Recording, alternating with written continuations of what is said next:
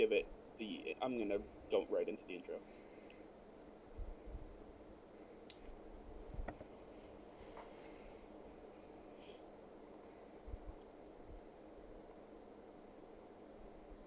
All right, we're live.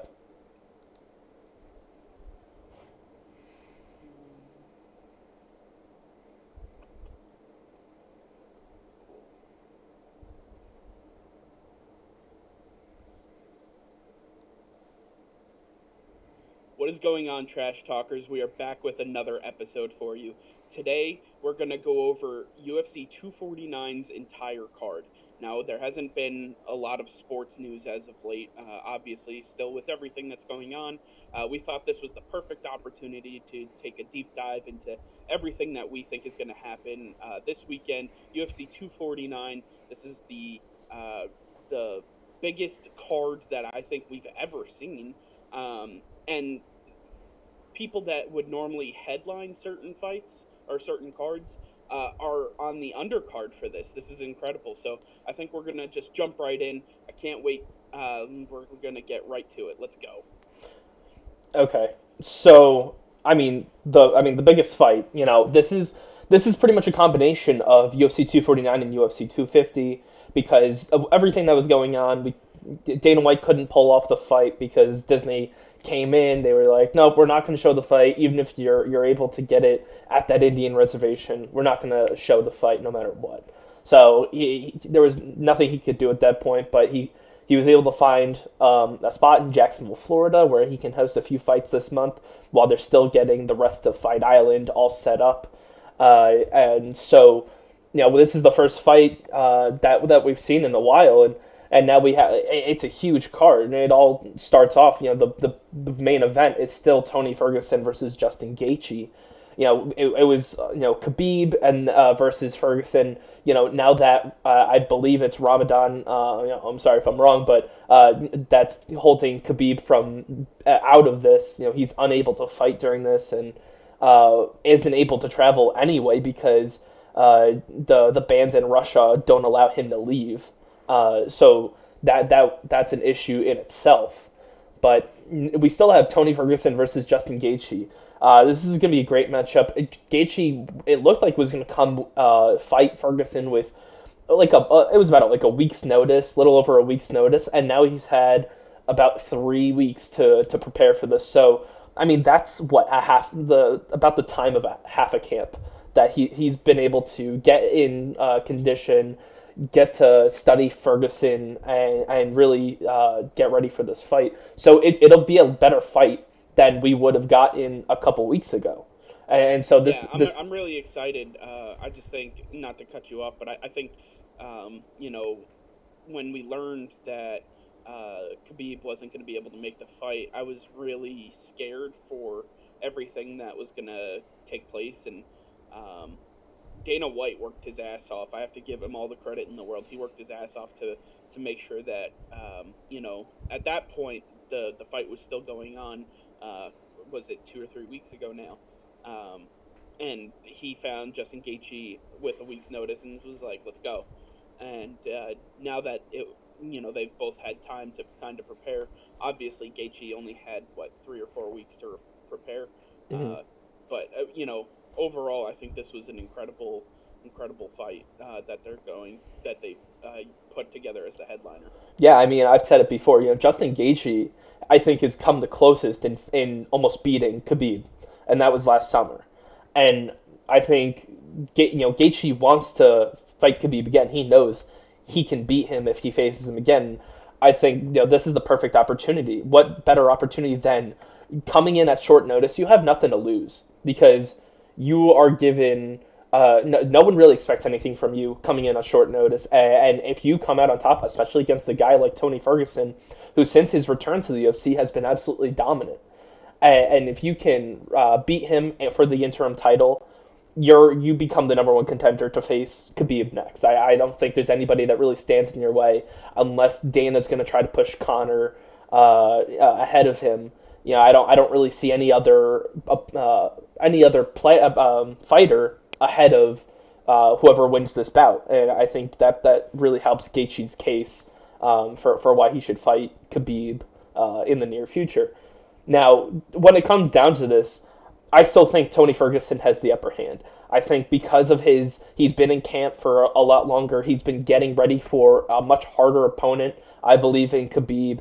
Uh, Gaethje, that it's they don't have terribly different styles of fighting. Gaethje is he's a grappler. He's going to take you down on the ground just like Khabib would. And so I think Tony Ferguson really didn't have to change up his game plan all that much.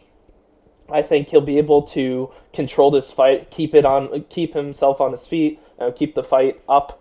I mean, we look at the measurables; they're pretty much on par with each other, except for the reach. That's where Tony Ferguson has a 6.5 inch reach. That means when if as long as he keeps the fight on their feet, he'll be able to use that reach to his advantage and really keep him at length. As long as Gaethje's not able to bring him down to the ground, where obviously your reach and height has no advantage, it becomes obsolete. Uh, I really think that Ferguson is going to be able to, with his veteran experience especially, be able to maintain this fight and really, I think he should have a fairly easy time. But I don't know. I want to get your thoughts. What do you think? Who do you think is going to come out on top? Who do you think Yeah, so is I going to be mean, I better? don't think this is going to be a close fight. In all honesty, I think it's going to be a good fight, but I think Tony Ferguson has this one in the bag. Justin Gaethje, I took a look at a lot of like what he likes to do, and he is so punch drunk, it's insane. He takes so many punches to the head. He doesn't keep his hands up in defense. He struggles really hard, and that's where Ferguson excels, is getting those shots in on the head and really excelling in using his strength to his advantage. And I think that Ferguson's really going to take it to Gaethje and really say, listen, if you're not going to put your hands up, I'm going to knock you the f out. And I think that's what we're going to end up seeing. Is I think we're going to see a KO or a TKO from Ferguson to Gaethje. I you can talk about the measurables all you want.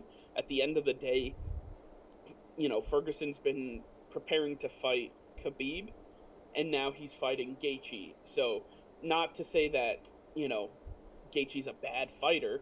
He was just expected to fight the best fighter in their class, and that's what he was training for. And now he's fighting somebody that's ranked below him. I think this is going to be a much easier time as long as he doesn't uh, fight down. If just to say, like, as long as he's not taking rounds off, and if he's not giving it his all because he knows that he's fighting down, I think he'll do just fine. Yeah, well, I think that's where the veteran experience really comes into play with Ferguson. He's been in the game for such a long time. He knows that you have to take everybody extremely seriously, and Justin Gaethje has made a name for himself. He's not a nobody. This is a real contender who has had a lot of success in the past. He was a high player, and then I think he even boosted his what everybody thought, how everybody thought about him after his Khabib fight, because no one expected him to go that far. No one when I believe that was the fight that was in I think that was in Dubai or it was near the Middle East, and that was the fight where it kept going. It was 1 round, 2 rounds, 3 rounds, 4 rounds, and it kept going, and it got to a point where Justin Gaethje it was really taking a toll on Khabib, and I think that really made people take a second look at Gaethje and take him seriously. So that was just a year ago. That was less than a year ago, and in terms of fighting, that was right around the corner. So you got to take that seriously, and I know Tony Ferguson will. And like you said, Tony Ferguson can take a hit. He can take a lot of hits. He's taken a huge beating in his career, and when you think he's just about out, he's not. He's still in it, and I think that's going to play to his advantage. I don't think that Justin Gaethje is going to be able to get too much on him. And I think Tony Ferguson's going to be able to wear him out and really get to him. I don't expect a knockout in this fight. I don't expect a TKO. I expect this to probably go the distance, and but I still think that there's going to be at least a 2 round difference at the end of the day, and it's probably going to come down to, I think it'll be a unanimous decision. But I want to move on because this card, like you said, is stacked, and this was supposed to be the Tony Ferguson Gaethje fight was supposed to be the UFC 249 main card. But what was the UFC 250 main card, the main event was supposed to be Henry Cejudo versus Dominic Cruz, which is now coming right before. It's not. I believe that Ferguson Gaethje is straight up the main event. It's not a co-main event, so Cejudo Cruz is right below that, and this is a championship fight. Cejudo is putting his bantamweight up, and Cejudo, I've seen him fight multiple times. This guy just mauls people. I don't really know if there's anybody in his weight class, in either weight class that he holds his belts in, is able to beat him. I really don't. I don't think I know Dominic Cruz, he's 18-1, but I don't really think that's going to hold true. I don't think that really means anything. Cejudo has extremely dangerous leg kicks. He pounces, he has so much energy. He can go all 5 rounds and not miss a beat. I really don't expect much from Dominic Cruz as great of a fighter as he is. I think Cejudo is really gonna take a beating, beat him up a lot, and I really expect Cejudo to come away with a knockout in this fight. So when I think of Henry Cejudo, I think of two things. I think of um, his, the ability for him to be, uh, you know, the UFC's version of a high flyer, if you will. I feel like he's all over the place. He's every time I see him fighting, I feel like he's like launching in the air at his opponents. He's a ball of He energy. Yeah, and he just all he does is he takes everything he has and he just throws it at you. And if you can handle it, good for you. If you can't, then you're going to lose. And I think that has worked for him. Obviously, it has. As he's putting the belt on the line, he understands that he knows what it takes to win. He knows what it is to be a champion.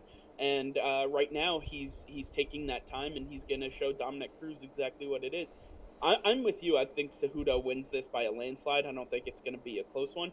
Again, just like the first fight, the main event, I think this is going to be a very good fight. It may not go the distance, but it'll be pretty damn close. I just think that Cejudo has so much energy and so much on the line. I've seen Cejudo against bigger odds than this, and he was able to just absolutely destroy his competition. I mean, yeah, Um, remember that T.J. Dillashaw fight against that was Cejudo? the fight that makes me think of it. Yeah, T.J. Dillashaw came in and he did not yeah, he care who he was fighting, and Henry Cejudo was like, "This is who I am. You better start caring, otherwise you're not going to be here for long." And he showed him he exactly what he was obliterated capable of. Dillashaw. Oh yeah, I believe it was a first round yeah, I'm knockout. pretty sure it was a first round knockout. It was pretty close And too. that's when Dillashaw was juicing. That's when he was caught on PEDs, and Right. right before he got suspended, 2-year ban. Yeah. So that was a juiced up T.J. Dillashaw that he smoked, Right. and So it's those nasty leg kicks that have so much power. He's short. He's 5'4". But he's got such thick legs. That's where all of his power is, and he knows how to torque his body and get all of his weight behind them, and just rip your thighs and your calves to shreds. He will make you wobble out of that arena at the end of the night. Well, and the second thing that I notice about Henry Cejudo, not that this is probably the best thing to notice, but that man pumps up his cup way too much. I Like mean, he's not the only before one, the but fight yeah. even before the fight even starts, he is winning right then and there. He is asserting his absolute dominance Yeah. right before the fight starts. You walk into the ring, into the octagon, and you're like, man, whew, gotta stay away from that snake he's got. So, I mean, overall, I just think Cejudo, I mean, he has the skill to take it down. He's got the mentality. He doesn't overlook his opponents. He has been overlooked his entire Mhm. career, specifically because of his size. And I'm really excited to see this fight. Like I said, I don't see it going the entire distance, but it'll be pretty close. And I think Dominic Cruz is going to come out on the bottom on this one. Yeah, yeah. I mean, you can't really knock Dominic Cruz. He's a great fighter, but I like we said, I'm not going to preach this too much more. Cejudo is just, I think he's so far superior than anybody else in the bantamweight class, and I don't think there's anybody coming close to him in the near future, stripping him of this title. He's gonna stay he has two championships right now, and he's I believe he's the gold medalist in the Olympics. So he's a three-time, he's got three gold medals, and he's gonna continue this. He's proven he's a fighter. He's proven he's a real champion. He's gonna continue that. Yeah, But the next fight on this card, moving down on this card, is Francis Ngannou versus I'm probably gonna butcher. Jairzinho Rosenstruck. Yeah, thank you. I was gonna butcher that completely. Um, but this wasn't supposed to be part of 249 or 250. This was supposed to be a fight night card, fight night main eventer that again was struck by the COVID-19 pandemic and couldn't happen. So they both of these guys have been in camp for a long time. This was supposed to happen 5 6 weeks ago. So for them to be in camp this long, I know Ngannou has recently said that he's been keeping himself at like 50, 60% as far as training goes, and really not overworking himself, because when you're in camp that long, you cannot overdo it. You're either going to hurt yourself or you're going to wear yourself out, and you're not going to be ready for a fight. And I don't know too much about Rosenstruck. He's 10-0. I don't exactly know how many of those wins are in the UFC. But this guy, just looking at him, I mean, he looks like a mauler. He kind of to me looks like Kimbo Slice. Just has that mean mentality. He's got that big beard going, and but he just looks very fierce. And I think he's going to be a real challenge for Francis Ngannou, and probably could bolster the heavyweight class if both of these two put on a show for us. But as big as the Ngannou name is, I think Rosenstruck is really going to test him. Um, I believe they're both from Africa, and they both are, they've been in that area where you have that strength, like you have that raw strength.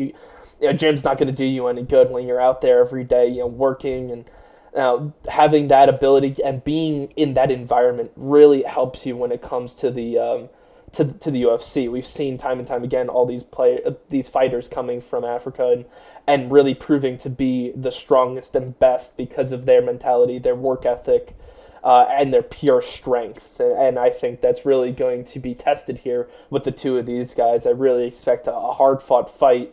They're going to beat each other down for sure.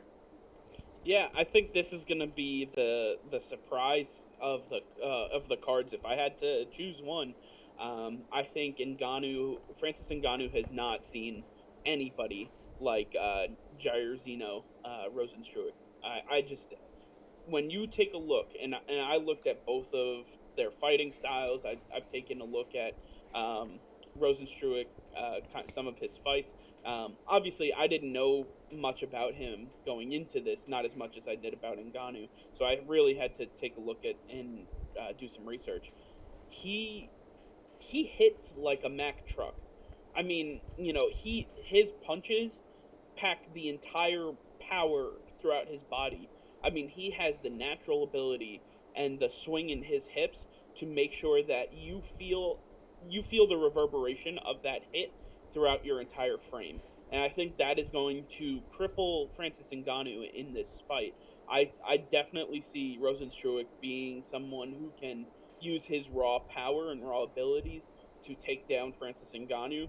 The only thing that would come into play is that Rosenstruck is not technically sound. He struggles on his feet a little bit. Like you said, and like I've already alluded to, he relies a lot on his natural abilities, his Hmm. natural ability to fight, and his power. He doesn't have the footwork down. Maybe that has been a focal point of his training so far, but as of right now, everything that I've seen is that he just attacks, and he's gonna hit you as hard as he possibly can. And if you can keep standing after he hits you, good for you. If not, you're gonna go down like a sack of potatoes. Yeah, I mean, Um, he kind of reminds me of Deontay Wilder. I know that's boxing, but he's only had 10 professional fights, and he's won all of them. But like you said, it's come because of his natural abilities as an athlete, as such a strong guy and powerful guy. he's been able to get away with his pure power and use that to his advantage. But when you're facing a guy like Francis Ngannou, who's had 16 professional fights, but is at the end of the day a much more sound fighter and it knows how to control himself and control the fight. I think he'll be able to come out on top and as well as great as a fight this is going to be. I think that Francis Ngannou is going to come out on top. Now, who do you think is going to come out on top in this fight? Yeah, like I said, I mean, I think Rosenstruck is going to come out on top. I think this Okay. is going to be the surprise on the card. I think Ngannou, like I said, we know what we get with him. I think this is the biggest question mark, and I think leads to the biggest upset possible uh, on Now, I this mean, card. I think, if it does, I think Rosenstruck's name, jumps leaps and bounds, especially because there are no other sports going on right now. Everybody is going to be, putting money in to watch this fight. Everybody's going to want to, watch this. You get a few hours to just divulge into sports, and this all eyes are on these fighters now. So they're really gonna make a name for themselves if they come out on top. If Rosenstruck is able to come out on top over Ngannou, that would be absolutely huge for his career. yeah, I mean, it would be incredible, and I think even taking this fight and being on this stage is going to give him enough of a name to be able to compete with the higher powers in the heavyweight class. If he were to win, I think he's going to start making a run for the belt and really make a name for himself because the heavyweight class has a lot of big names, but right now, I mean, I would say that this is the best time for someone to go in for the taking in the heavyweight class for the belt. Yeah, I mean, I think that's still Rosenstruck's definitely gonna have to work his way up. Even if he beats Ngannou, it'll be great because it's something that people will always remember in their back of their head when they think of this guy that he beat Francis Ngannou, and it also hurt Ngannou. It would drop him. It would everything he's worked for and gotten so far in his career would kind of take a back step to Rosenstruck, and it would take that much longer for him to get a title shot. But I still don't think these guys, uh, even if you give them a few more years, I don't think they're really coming close to getting the belt. Even possibly they might get a championship, a chance at the title, but I don't think they're gonna come away with it. I just think the guys at the top of the class are just so much better, and they're so much more skilled. They've been fighters their entire life, and I think at the end of the day, having the skill as a fighter is what you want more than just pure athleticism and power. So I mean, again, now the next fight or what comes before the Ngannou fight is Jeremy Stevens versus Calvin Kattar.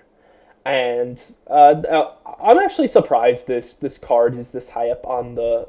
Uh, I'm surprised this fight is this high up in the card. I thought this would probably be the first fight in the main card or even a preliminary fight because you have Jeremy Stevens who's 28 and 17. So I mean, hasn't had the best fight record versus Calvin Kattar, who's 20 and 4, who has been doing pretty well as of late. He's been on a run lately. He's been proving himself to be one of the top fighters in the featherweight class and proving that he might be worthy of a title shot soon.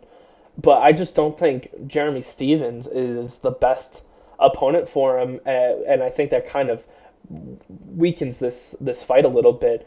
Calvin Kattar has a little bit of a height advantage, but when it comes down to it, the reach and the leg reach, they're pretty much identical. I still think Calvin Kattar is a much more experienced fighter. I don't think he'll have too hard of a time with Jeremy Stevens. Like we've said earlier, as long as he takes him seriously, you got to take every fighter seriously, and think of him as someone who could pounce at any time. And you can't take a second off. And this is only a 3 round fight. I think Calvin Kattar has been in these situations multiple times against better fighters and handled himself very well. So I think this should be a walk in the park for him. I don't think he's not a knockout guy. This will probably still go the distance, but it'll probably be unanimous. Yeah, I tend to agree with you. Calvin Cater has his name written all over this one. I'm a little surprised at where it stands in the card as well. I think that Jeremy Stevens. It, it's tough for me because his record is pretty bad, but I don't think it tells the whole story. I think he's a better fighter than his record shows. I think that he has just gone up against the top tier talent that he can, and I don't, it's tough. It's tough to say, but I think this is a walk in the park for Calvin Cater. I don't think it goes the distance. I think I like you said. I don't think it's a knockout either. I don't know. I Yeah. maybe he gets him to submit, but honestly, like I really don't know what's gonna happen The here because only the only thing I could think of that would help Jeremy Stevens, I don't know how many fights he has left on his contract, but if this is a like kind of a win or go home scenario where he needs to win to get another fight in the UFC, this might give him the momentum to really fight for his life and go after Calvin Cater, give him that extra oomph if he help him get up or keep fighting when he's tired in the third round, help him persevere through that, you know, because I'm sure that's happened in the past where fighters are on the brink. They need to win this or they're out of the UFC, and that's what really motivates them to get the job done. So that could help Stevens' case, but it's gonna be a tall task because Calvin Cater is a much stronger fighter than him, and I don't think I really don't think Stevens really has a shot, but you really I think never well know. Calvin the Cater. measurables the measurables for Stevens as well don't land in his favor either. He's No, what he's 5'8". 3 inches shorter, and his leg reach as well is about It's an inch and a uh half, but it, it, it's I it, mean that's a lot. I mean, it's not that significant. I don't really care too much about leg reach as I care about your arm reach, and which is only an inch. It's pretty much dead on. I think those um are those dimensions, and I don't really think they're going to have play too much of an impact. I think it comes down to skill. I think it comes down to your training and your stamina, your ability to control the fight. And I think that's where Calvin Cater really separates himself from Jeremy Stevens. I really think that Cater is going to have a pretty easy time with this one. As great as this card is, I think this is probably the worst fight on the main card. If I had to Well, say it bluntly, it it's honestly, poss I think this. it's I mean, possible. if you're looking at some of the fights that are on this card, you go up and down the list. We've already mentioned some of the fights, but Well, I want to wait till we get to the next fight because that's where I think it kind of. I think that's the worst fight. I mean, I have a better significance into that. So let's just jump into that. So, I mean, the first fight of the main card is Greg Hardy versus Jorgen De Castro. Greg Hardy is 5-1, won no contest, where he would have won that fight if he had actually known the rules of the UFC. You can't hit somebody when they're on all fours, and he took a free shot and that called the fight, but he was completely winning that fight. So it really should read 6-1 if he knows the rules. But and then Jorgen De Castro, who's 5-0 in his career. But I think the real knock here is when you look at their measurables. This is where measurables come to play. It's 6'5" versus 6'1", 80-inch reach versus 74-inch reach, 44-inch leg reach versus 40-inch leg reach. Yeah, and And look at that weight difference as well. two Greg Hardy's weighing in at 265 to Castro at 250. and when you look at these guys, Greg Hardy is in so much better shape because he's been an athlete his entire life.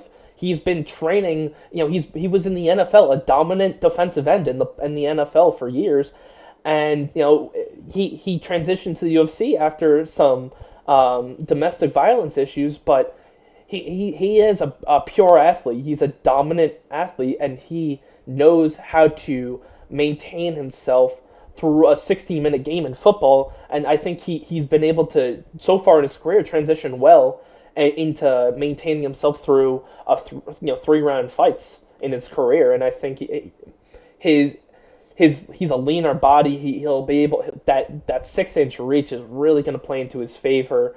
He has great coaches behind him. I really expect a lot from Greg Hardy. I don't expect Jorgen De Castro to do much. And as you know, a lot of heavyweights show these fights don't really go the distance that often. And I expect Greg Hardy to knock him out in probably the second round, if not the first. Yeah, I mean, I'm all in on Greg Hardy. I was very happy when he was given a chance by the UFC after his struggles in the NFL and his struggles to stay on the field because of off-field issues. Nobody ever questioned his athleticism or his abilities on the field. And now that he is kind of taking care of the off field or off octagon issues, if you will, he has kind of reset his focus, and he's able to really dominate in an area where he seemed to enjoy it. And then on top of that, you're giving him somebody who's only fought 5 times professionally. This is only his sixth fight. While it's Greg Hardy's seventh. So they're still both relatively new, but that's where these measurables are going to come into play. Greg Hardy has that major advantage. Greg Hardy, most heavyweights they don't get on the ground, right? It is a stand up fight to the knockout situation. Greg Hardy's reach alone is was it 6 inches 6 inches Longer. longer than Jorgen De Castro's. And honestly, I just can't imagine a scenario in which De Castro is able to get into the body of Greg Hardy, where his coaches would like Hardy's coaches would allow him to do that. I think that he's going to keep it at a distance where he's going to be able to strike, and De Castro's not going to be able to. I think you're going to see a lot of moving around the octagon to keep that distance, to stop um, De Castro from being able to close in on him. I think you're going to see a very quick fight here. It's going to be very strong. Um, Peg me as a Greg Hardy fan because I'm really excited. I like seeing Greg Hardy fight.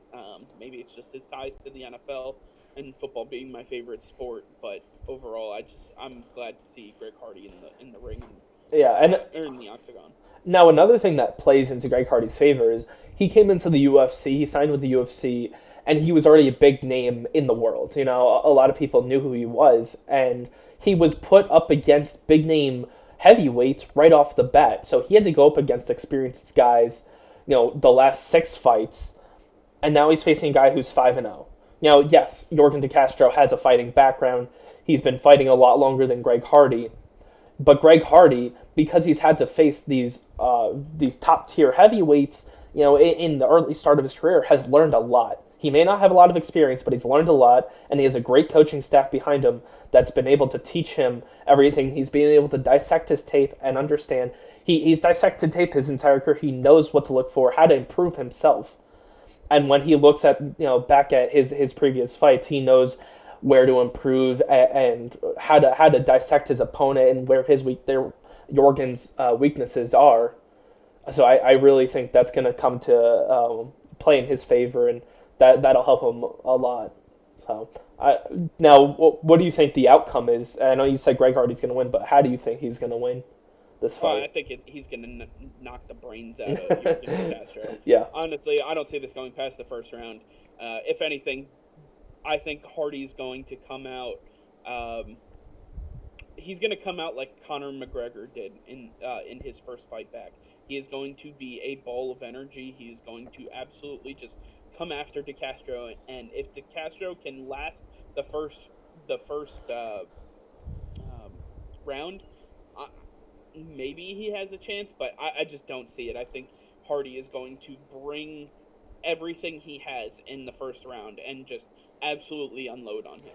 Yeah, the one thing that kind of keeps me from saying, I know I said earlier that it could possibly be a first round, but I expect it to be more of a second round knockout. I think that because Greg Hardy starts off his fights every time they're pretty much similar. He sits back and he's just waiting to see. He waits out his opponent, see what his opponent's gonna do, just to get a feel for him. So that takes time. You know, you're in a 3 round fight. You've got 5 minutes in the first round to really understand it, and probably the first two of them are going to be them dancing around, trying to get a feel for each other. And they might throw a couple jabs, but It's going to be the last minute or two where they're really going to go at it and give you a show that's gonna that'll be that 1 2 minutes where that 1 2 minute window that'll have to land a knockout punch. Um, yeah, I don't expect. That's why I expected a second round knockout in this, but nonetheless, we both think it's gonna be a knockout from Greg Hardy early on, and it should be a pretty quick fight. Now, the last fight we're going to discuss here, I think, should be switched with the Jeremy Stevens Calvin Kattar fight. I believe this is a definite main card fight. I don't know why it's a preliminary fight. It doesn't deserve to be there. But you have Anthony Pettis, who I can had tell you why it's a preliminary fight, by the way. okay. Well, you have Anthony Pettis versus Tony Ferguson versus Donald Cerrone. Now, Anthony Pettis had one of the greatest fights I've ever seen against Tony Ferguson, where they beat the crap out of each other, beat them so bloody you couldn't tell them apart, and it was one of the best fights I've ever seen. Pettis is a warrior. He knows what it takes. He can take punch after punch after punch versus Donald Cerrone, who is the winningest fighter of all time. Who, yeah, he's been on a losing streak, but has been really good at late in his career. He's in that kind of peak at 33, 34 years old. He's really found himself, and he's been doing great. So this could be a fight that really helps Cerrone. But what I really think plays into Anthony Pettis' favor is the fact that Donald Cerrone he's been beat up so much. He's broken his nose countless times, and we've seen the last two fights. People, we had Tony Ferguson break his nose, and that blew up his eye, and that the fight ended right there. And then we had Conor McGregor versus Donald Cerrone, and we saw shoulder after shoulder after shoulder from Conor into that nose that broke it again, and the fight was he was a knockout in less than 2 minutes, 3 minutes. So I think Anthony Pettis is going to target that nose right away, land a few shots in the face, and I think that's going to really hurt Cerrone if he's not able to keep it under control. But I'm rooting for Cerrone. I really hope he pulls it out. But if I had to choose a winner for this one, I'm going Anthony Pettis.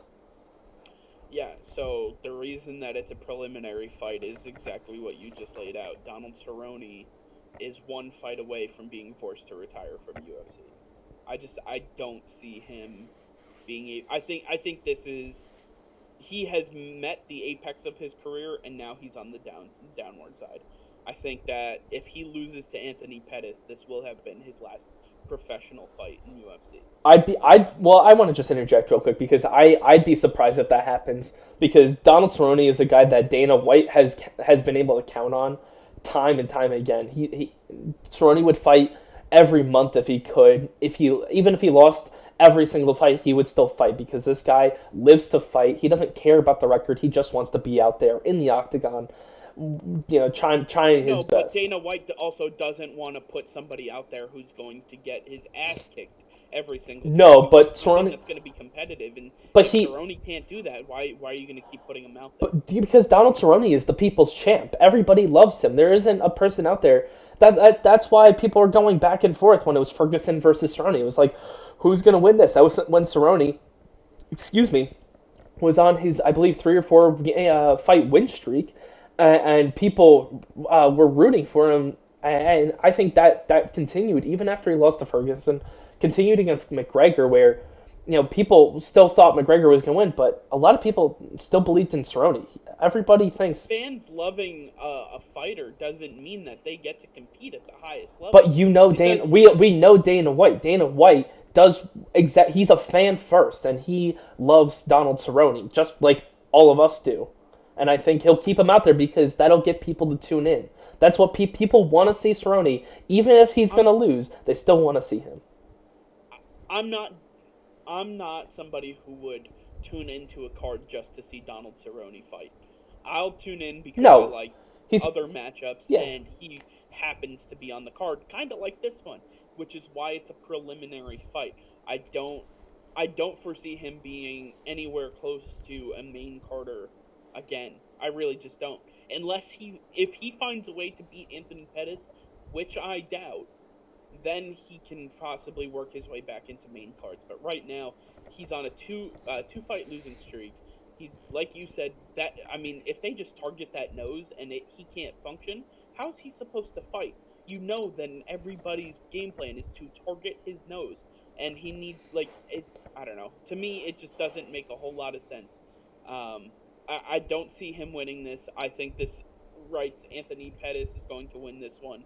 I think you're going to see him attack the same way that Connor did. It's going to be very fierce. He's going to go for the face, and he's going to try his absolute hardest to break that nose once again. Yeah, I mean, Anthony Pettis is not Conor McGregor. He's not going to come out and just spider monkey onto him with shoulders.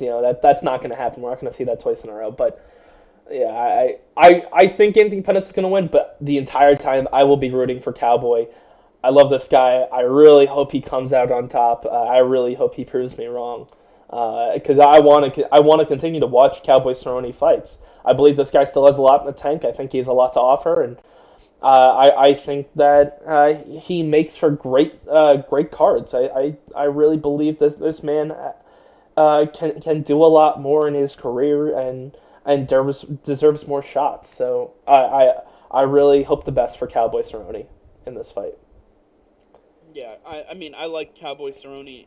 Like I said, I don't think he has a legitimate shot in this fight. I just think Anthony Pettis is worlds better than him at this point. But I mean anything is possible, right? Right. So I'm more than happy to watch the fight. I'm glad it's a preliminary fight. I'm glad that it's on this card because I was gonna watch it anyway. Yeah. So I'm just excited overall to be able to see it, and who knows, could be Donald Cerrone's last fight as a professional. You just never know. Yeah, we never know. But for now, I think that's gonna wrap up this episode of Trash Talk. Let us know what you think. Who you think is gonna win these fights? Happens this Saturday, and it's gonna be a great time. We finally get some fights back in our life. It'll be some great action that'll keep us talking for a while. Give us something to do and talk about and something to debate. Should be a lot of fun. I'm really looking forward to it. I know you are too, Mike. This will be a lot of fun. And like I said, talk to us on Twitter. Comment in our YouTube. Everything. Just let me hear. Let Mike know what's going on and how you feel about these fighters. And if you think differently from us, we'd love to debate with you.